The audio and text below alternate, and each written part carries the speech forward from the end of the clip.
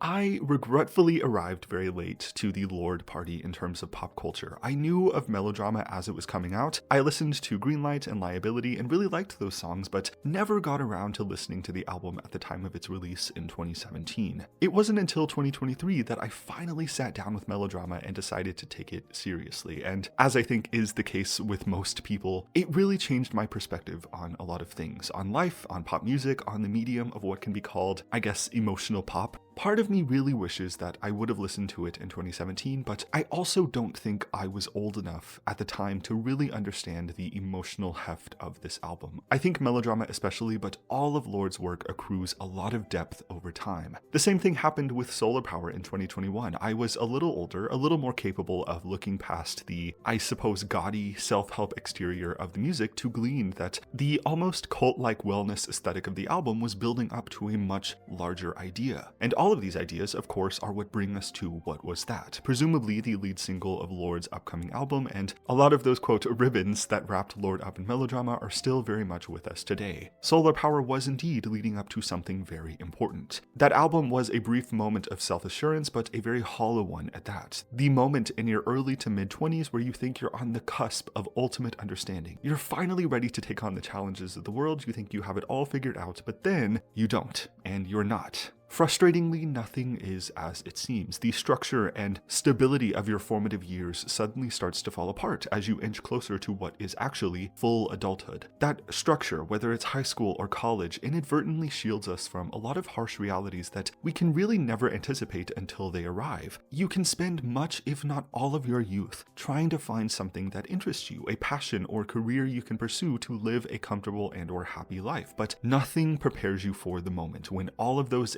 institutional guards are removed, when you change your mind. The version of yourself that was supported by structure no longer exists, and you're not far enough away from your youth just yet to be able to think retrospectively about it. And so you're left trying to identify with a version of yourself that feels more and more ephemeral as the months go by, an unattainable version of yourself. Who was that person? Who were you when you thought you had almost everything figured out? What inspired those feelings that are now hard to trace? What did those moments mean to you, and how can you capture that feeling once again? Genuinely, what was that? What did all of it mean? Now lost and aimless as you approach full adulthood, you look back to those earlier years to glean for meaning, glean for a sense of identity that has been lost as a casualty of your exposure to the real world. You look back for a version of yourself who seemed more sure of themselves compared to what you're feeling right now. I think this is why What Was That sounds like Melodrama, the instrumental breaks of Hard Feelings most especially. What was that?